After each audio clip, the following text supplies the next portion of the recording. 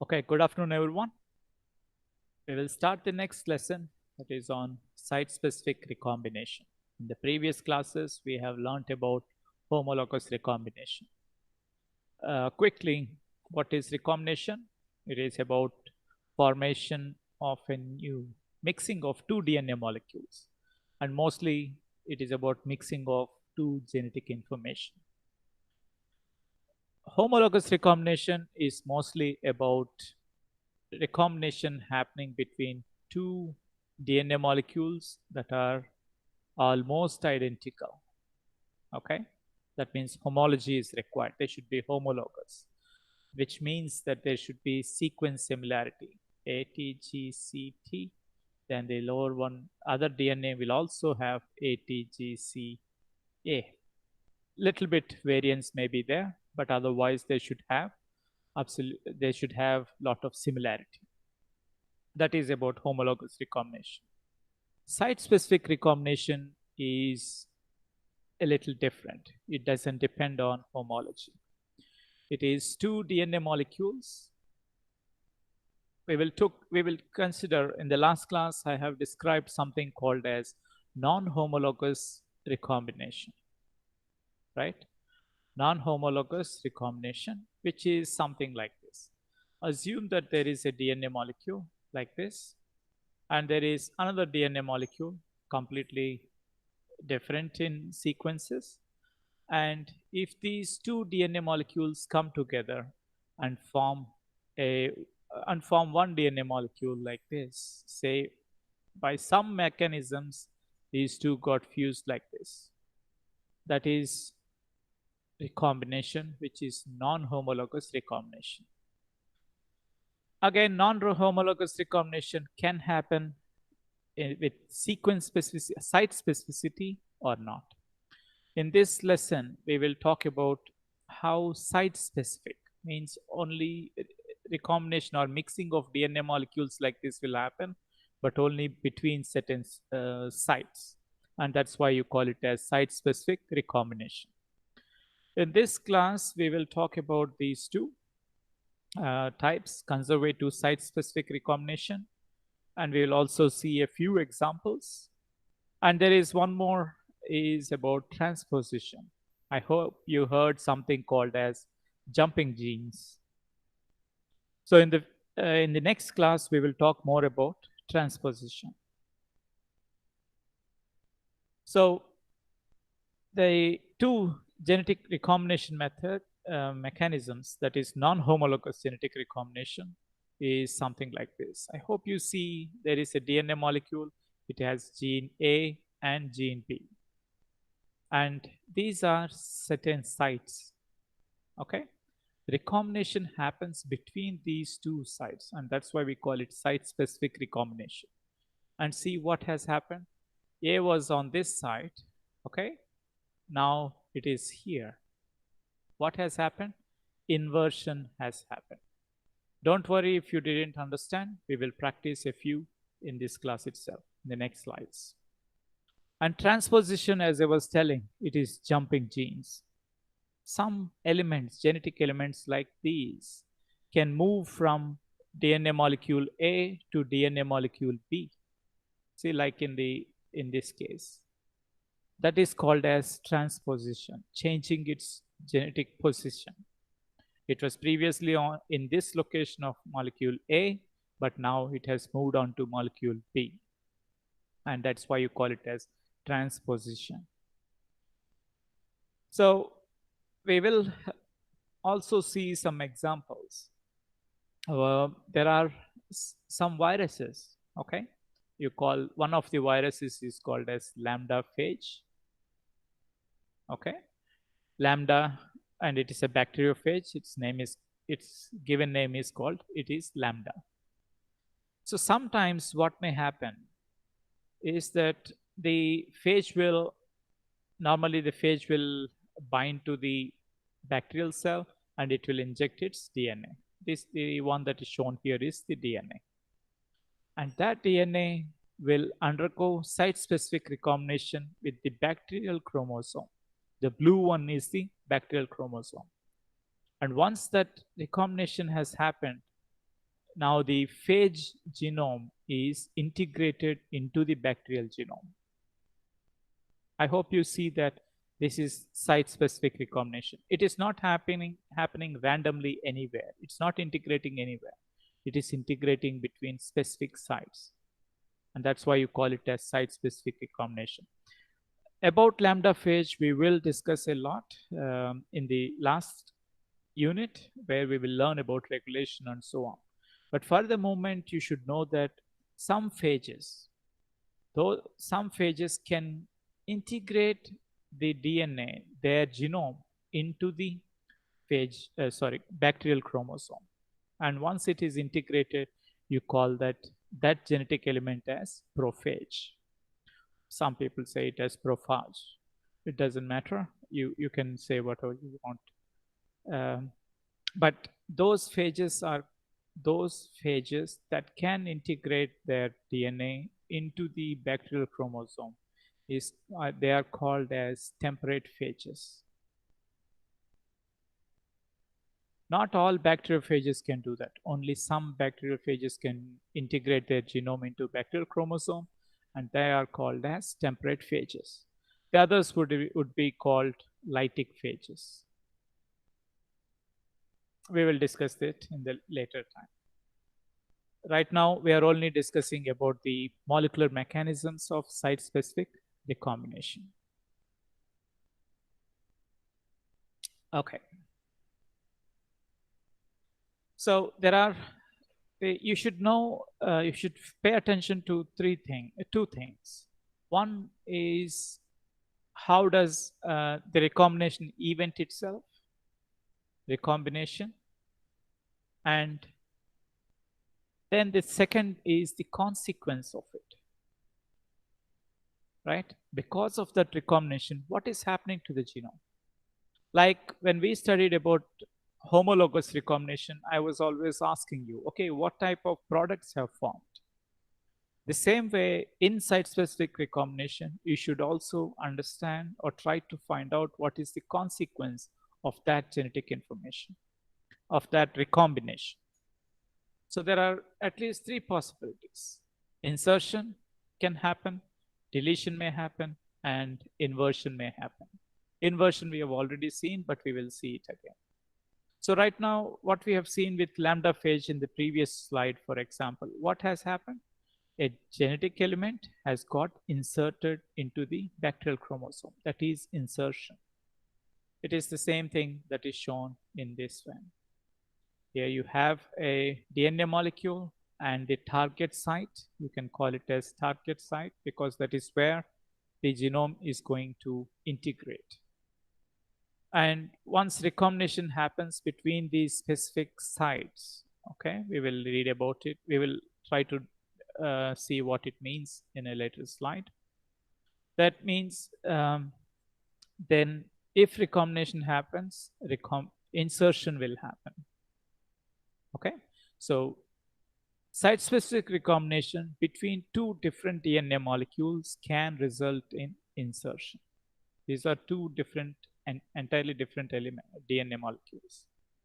Now look at a different scenario. This whole thing from here to here is one DNA molecule, and you have two different recognition sites or sites for recombination. And if recombination happens between these two, it will result in deletion. It is basically the reverse of what you have seen. I'll put as A, and this is B, and this is C. Insertion is here, and the reverse of it is the deletion. Okay, if recombination happens within recognition sites within the same DNA molecule, one of the chances is deletion. There is another consequence that is possible. If you see this and recombination has occurred, you see that there is inversion. We will practice it in the next slide, and I will tell you what exactly you need to focus on. All you need to focus, when you're trying to solve any problems based on site-specific recombination, you have to keep in mind a few things, right? I hope you see that there is a an arrow mark. You see there is an arrow mark here, and you see there is an arrow mark. Which side are they pointing? Both are pointing this way. Again, you see in this case, this one is pointing this way, and so it is. So it is also pointing this way. When recombination has to happen, these two sides should come together, right?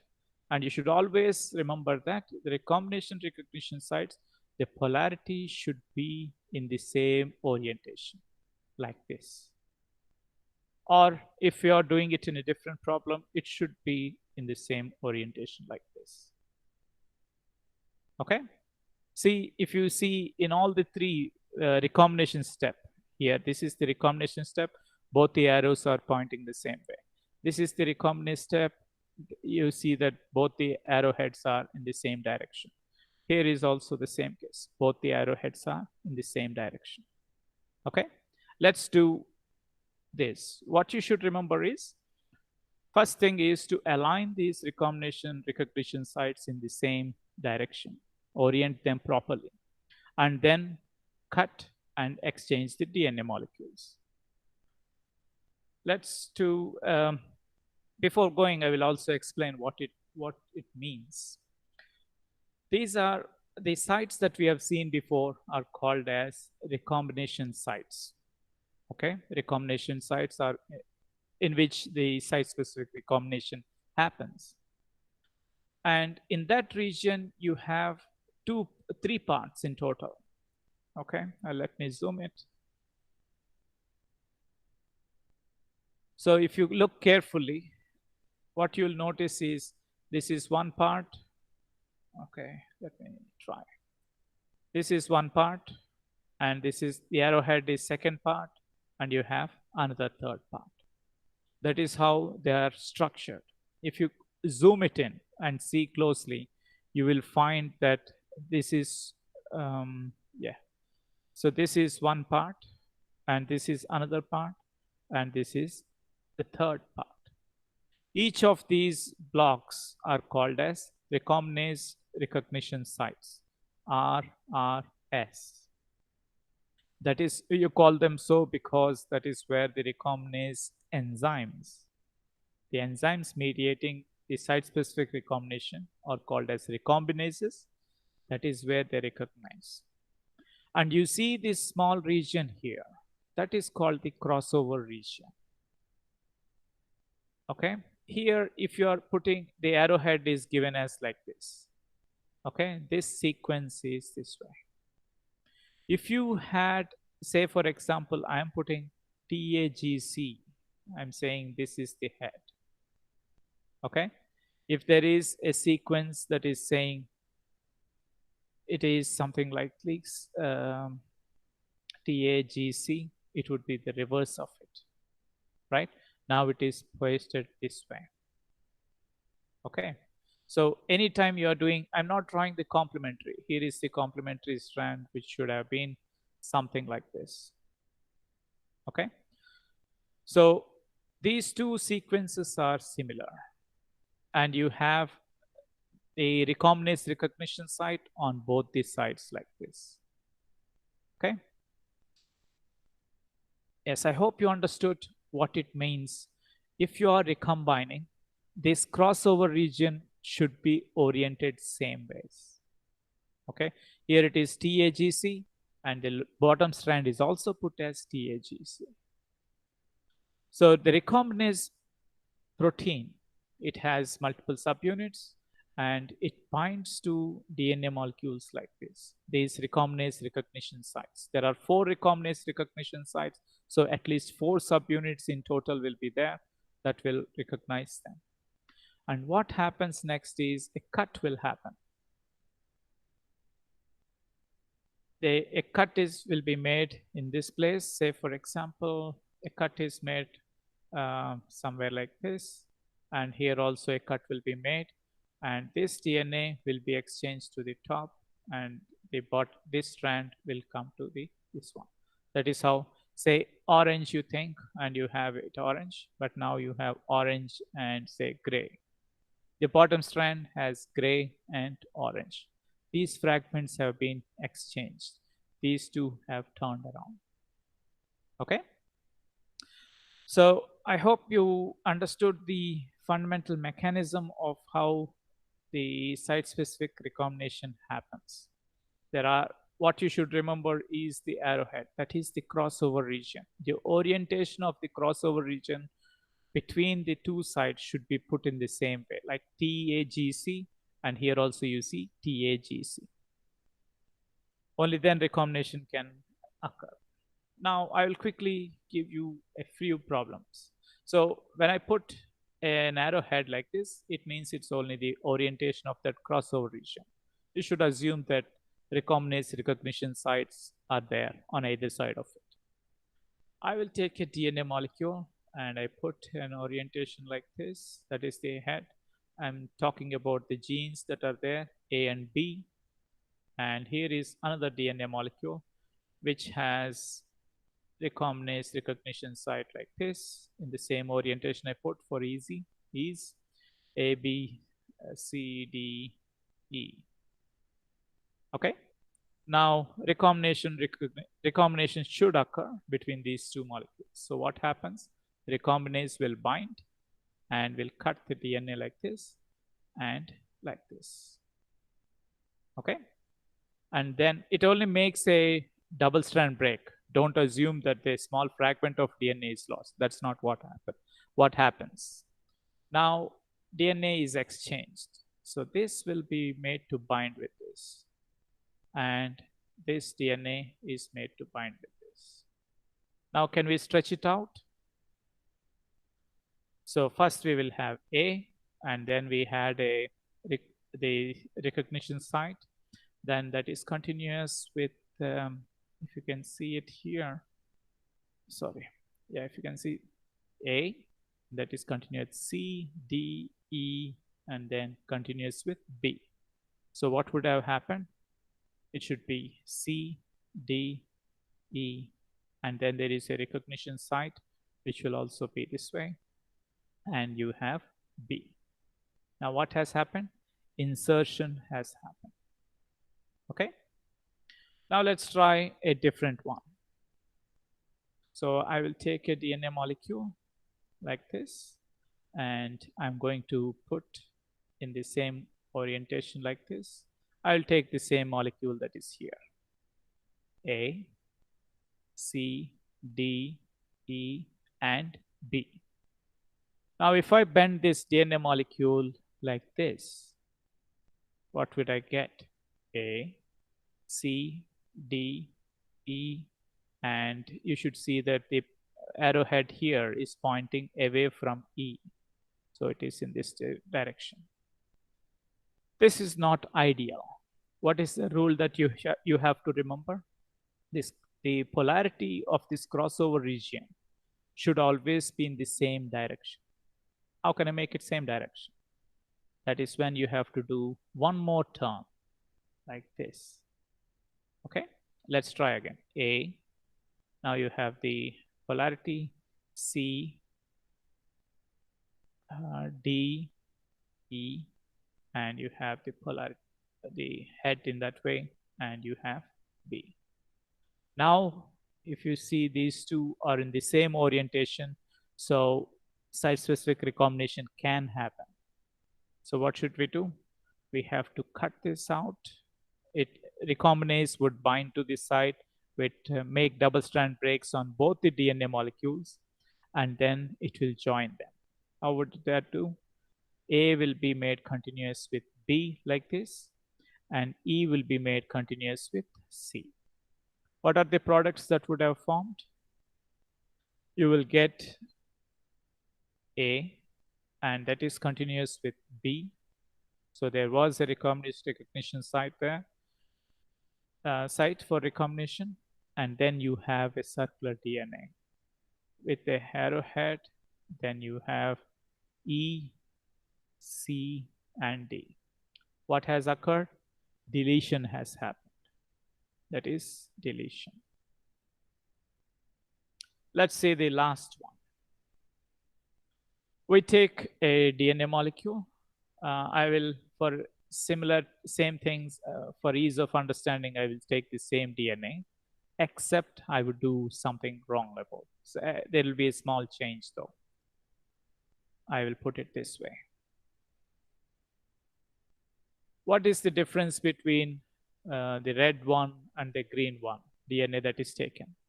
The genes are same. ACDEB, ACDEB, both have the same set of genes. The difference is only in one place, where it is this one. The polarity of this is put in reverse. Let's see what will happen. So as usual, we'll make one turn and see. So A, and then we have the recognition site, crossover, ACDE, and then look at the arrowhead here. It is facing E, so I'll put it that way, and I write B. Do I need to go for one more round? I don't need to go. What do we require for site-specific recombination?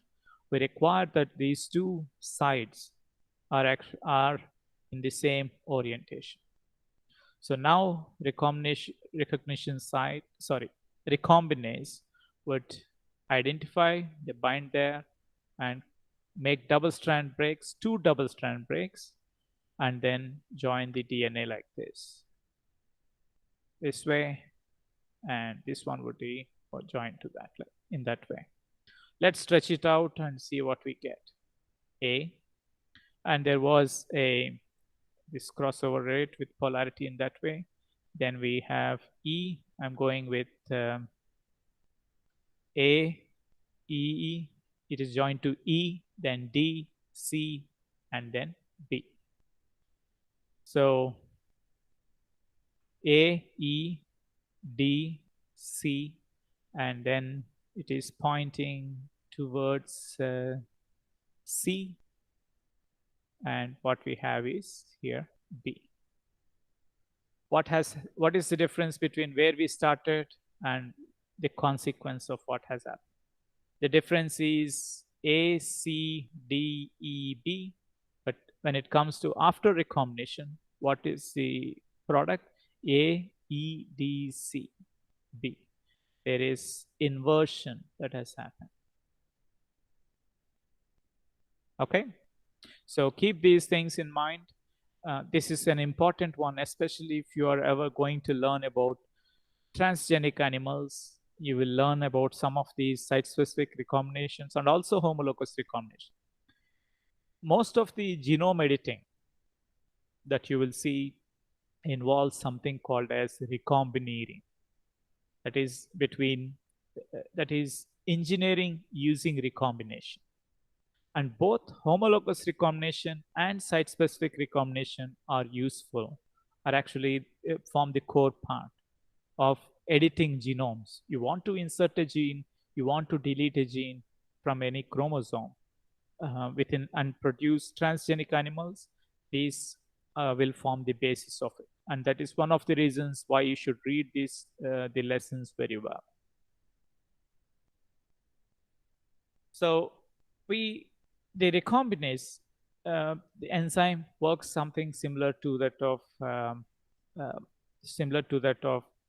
topoisomerases. You can think of it that way. We will get to some more mechanisms, but just try to understand this. This is a recombinase enzyme. It has serine. Serine is an hydroxyl amino acid. So it has the serine residue, and the OH hydroxyl group of that will make an attack on the phosphodiester bond here, and it will cut this DNA like this. So the DNA was continuous like this, but now you are ending up with this is one part of the DNA and this is another part of the DNA. What you find is that the recombinase has formed an intermediate, a covalent intermediate, that is protein DNA covalent intermediate. After this DNA is exchanged with another DNA molecule, right? That is what happens in site-specific recombination. So it will reform the phosphate bond, and because of which now the recombinase is free and it comes out. Okay, so that is there is an intermediate, covalent intermediate, that is involved during recombination.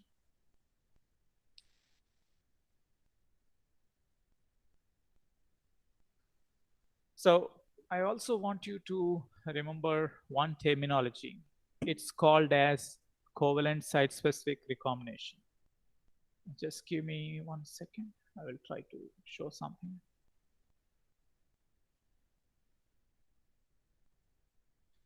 I hope you can see me. Um, so this is assume that this is a DNA molecule like this. Okay, just give me a minute. Yeah. So this is a DNA molecule, something like this, and recombinase makes a double strand breaks, and one of the DNA molecule will go away, and a new DNA molecule will come, and it will bind like this, right? That is what happens. If you think of one of these, this is one DNA molecule, and the lower one is another double-stranded DNA molecule. Think of two double-stranded DNA molecule, and this is another one. Recombinase breaks, twists them, and rejoins them. And as a result, you will have a recombined product. That is how you can visualize if you're going to see it. So here are many examples that you will find uh, in in biology. And there are two categories of recombinases. One is called as serine recombinase family, because in the active site they have serine residue, and there is another set called as tyrosine family, because the active site has the tyrosine residue. We will read one example from each. We will read about Salmonella hin invertase, and we will also read about bacteriophage lambda integrase. More details will come into a later stage, but right now we will also learn about Cre recombinase. Okay, there are some examples. You can remember a few so that when you come across them. Why do we learn about examples? It's because those are the recombinases that are used for technology development. And in that sense, it's good that you know the details of what is happening. Okay. So the first one, we will just describe the serine, differentiate between the mechanisms, if there are any differences in the mechanisms of serine recombinases and tyrosine recombinases. So serine recombinases, the recombinase recognition sites, the crossover region, they are almost same. Okay, here you have two different DNA molecules, and so you have four recombinase recognition sites, four of them, right?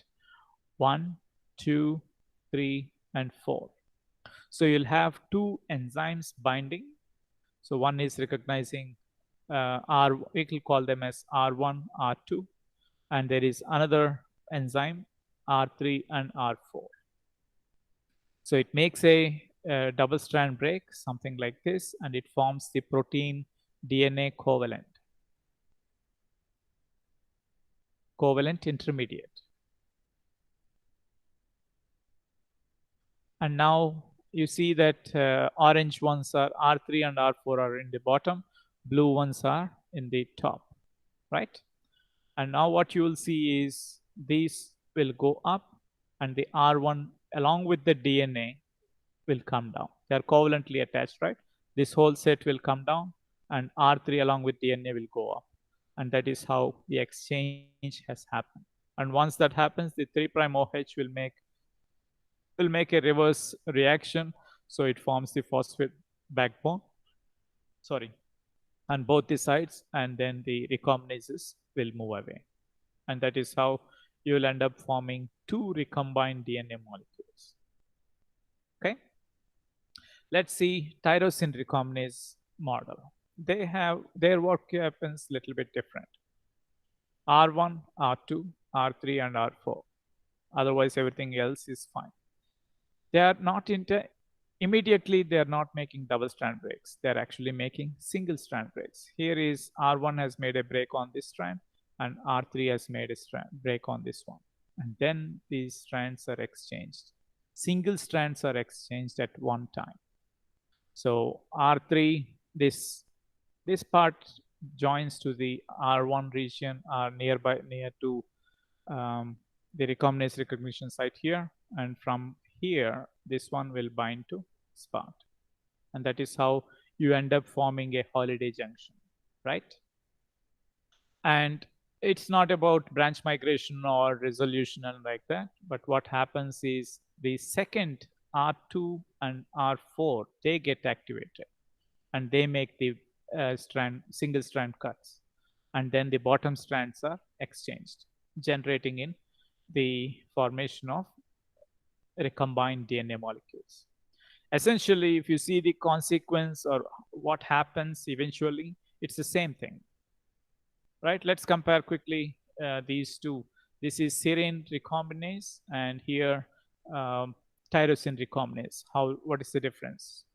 In this case, serine recombinases make double strand breaks, whereas tyrosine recombinases make single strand breaks. Single strands at one time.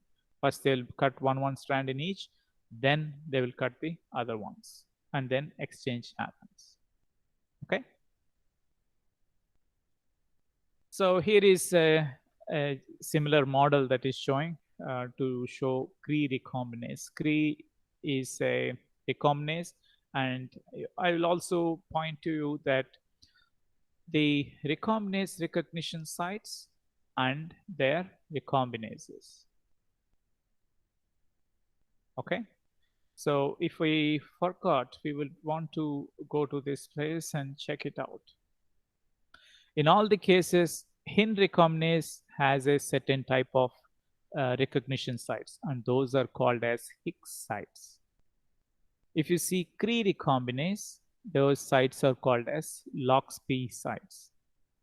So if you look at different recombinases, they have their corresponding recognition sites. They don't, say for example, Hin recombinase doesn't act on LOX sites, or Cre recombinase doesn't act on Hicks sites. Hin invertase can only act on Hicks sites, and Cre recombinase can only act on LOXP sites. So similarly here, this is what we are discussing, Cre recombinase, and it acts on LOX sites. Okay, they are names, that means they have a certain sequence of DNA which can be recognized by the Cre recombinase. It is a tyrosine recombinase because it has active site on tyrosine as an active site, and it makes single strand cuts as shown here. It is organized differently, but otherwise there is no big difference. Okay.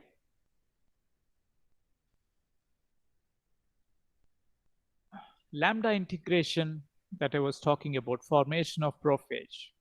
So the restriction site, the recombinase is called as integrase,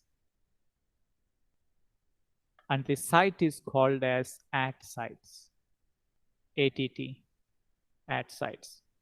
So at P, this is the phage DNA, and here you have the blue one is the bacterial chromosome. So at P, P for, you can remember it as phage. And the same site on the bacterial chromosome is called as at B, B for bacterium. Okay. And it requires integrase enzyme. Integrase will recognize these sites here, and then will make a cut in the crossover region, and then will exchange the DNA. It also requires several factors. For integration, it requires something called as IHF. It is integration host factor. Okay, IHF is that. And that is how insertion or integration of the phage genome can happen at B sites. And once it is integrated, that phage genome is called as prophage. This prophage, when it is integrated, can also reverse the process. and deletion can occur, forming the phage genome, which will undergo replication and formation of new phages and so on. We will discuss it later. Don't you worry. At this stage, I would want you to remember that there are recombinases that can integrate phage genome. Not all phages, certain phages called as temperate phages. Those phage genomes can be integrated into bacterial chromosomes. So that is why that is the importance of it. This is the enzyme. Okay, I forgot to mention one more thing. Here is something else. I forgot to mention XIS. That is an enzyme called as excisase. Excisase, as from the name, it is involved in excision. If for integration to occur, integrase and IHF are required. IHF is from bacterium. For excision to occur, the reverse of it, you need additional protein that is called as excisase. And then the reverse of it will occur. One more thing I would want you to also remember is once in the prophase stage, they're called as the sites. The recombinase recognition sites are called as at L and at R. L for left and R for right. Okay. Remember at P, at B, at L, at R. So the important part of this lesson or this lecture is something trying to understand about Hin recombinase. It's very interesting as well. Salmonella can cause diseases. So if Salmonella entered into our body, it can be tackled or neutralized by the host immunity. So Salmonella kind of has a way of, at least for a while, it can withstand the assaults from the immune system, host immune system. So what it does is, that is where we'll try to understand the genetic architecture first, and then we will get into see what happens. Before going, you understand that you have Salmonella and it has a flagellum, right? And this flagellum is required for movement of it. If the host produces antibodies against it, it will attack. It also has something like a capsule or protective layer, so that is not so much of a damage from this place. But majority of the damage can happen from the flagella. Flagella is also made up of protein, right? And that protein is not covered by any membrane or a capsule or so. It is just direct protein. And that is much more exposed relative to the rest of the things. So antibodies can be easily produced against the flagellum. Say, for example, if it has a protein A, we will just call it for this slide, protein A. And if antibodies were produced anti-A, then the immune cells, the antibodies will bind here and immune cells will start capturing them and the whole organism can die, right? But what may happen, there is an additional one, at least to our understanding, current understanding. This is what happens. So I hope you will try to remember a few things here. I will explain the architecture, genetic architecture, and then we will think about it. Higgs L and Higgs R. The recombinase in this one is called as Hin. The site is called Higgs. Higgs L and Higgs R. It's left and right. What is between these two recognition sites is the gene for Hin recombinase, and a promoter. P is for promoter. This heavy arrow mark, broken arrow is for promoter. What is the importance of promoter? As I was telling you all the time, you have a promoter, and this is where transcription will start, and then only then the mRNA of that gene is produced. Okay. just be online, please. 1 second.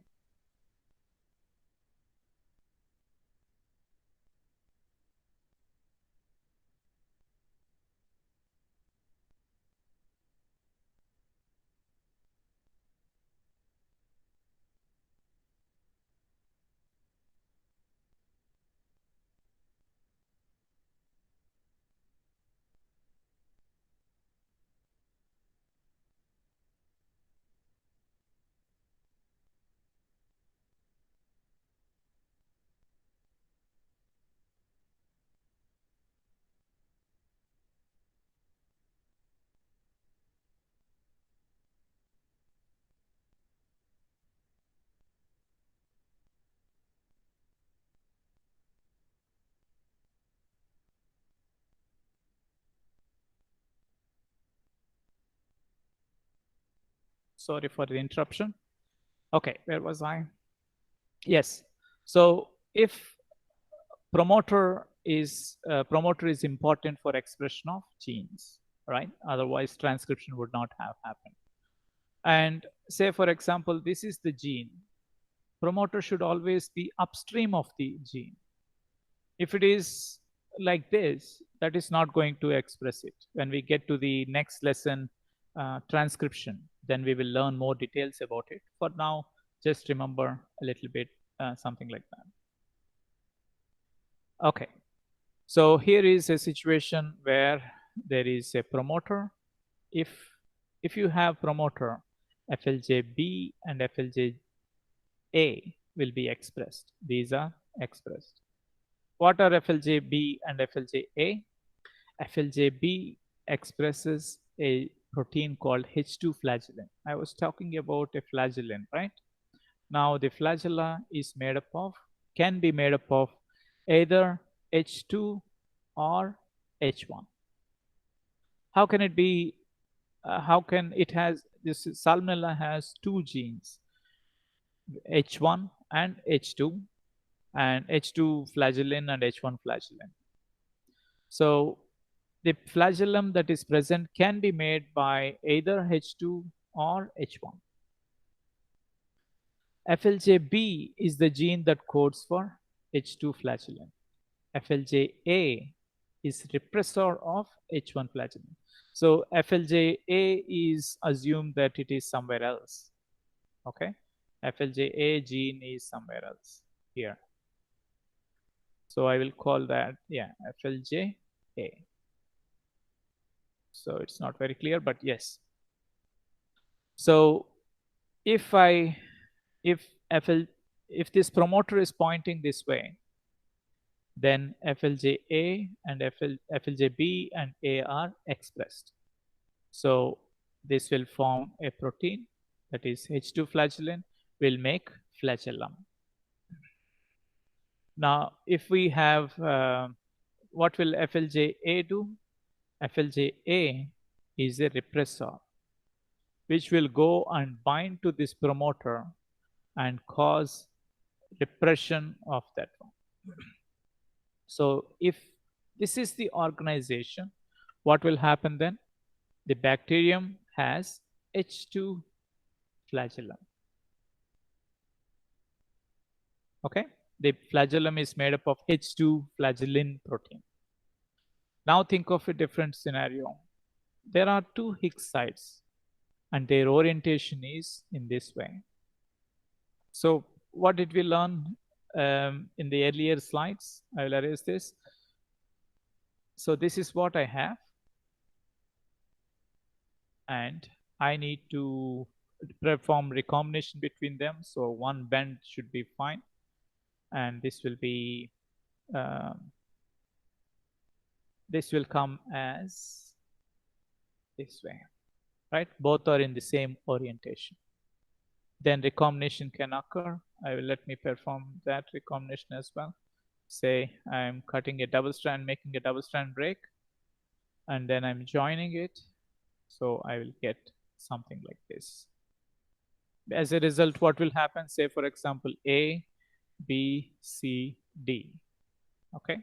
So here must have been A, B, C, and I have D. Let's stretch it out. You'll have A, then this, then you have C, because here it is C, then B, and you will have D. What has occurred? Inversion has occurred. So this is the region that is called as the invertible segment. That is based on whether recombination happens between Higgs L and Higgs R or not. If it happens, you'll have the promoter pointing in one direction. Okay, say if it is in this way, the promoter is now in this direction, allowing the expression of FLJ B and FLJ. If recombination occurred, because of which inversion has occurred, now the promoter is facing somewhere else. Is there a promoter upstream of FLJB and FLJA? There is no promoter. There is no expression. So there is no H2 flagellin. No, not produced. There is no repressor of, what did we say FLJA produces? It produces repressor of H1 flagellin. So there is no repressor. This is not there. That means this will be expressed, right? H1 is expressed. And the bacterium will now have a flagellum where it is made up of H1 flagellum. Isn't it wonderful? Why does it have to switch between H2 to H1? Say if the host cell already has made antibodies against H2, say antibodies are made against H2, then all the bacterium would die. If it has been able to invert DNA, or those cells that invert the DNA within this invertible segment, then those bacterium will now have a new flagellin protein, H1. And the antibodies are not yet made for this. Eventually they will be made. But I hope you see that how the inversion could change what makes up the flagellin, either whether it is H2 flagellin or if it is H1 flagellin. Okay, so I'll stop here. I have a meeting now. I will get back later. But please put up your questions and we will discuss later.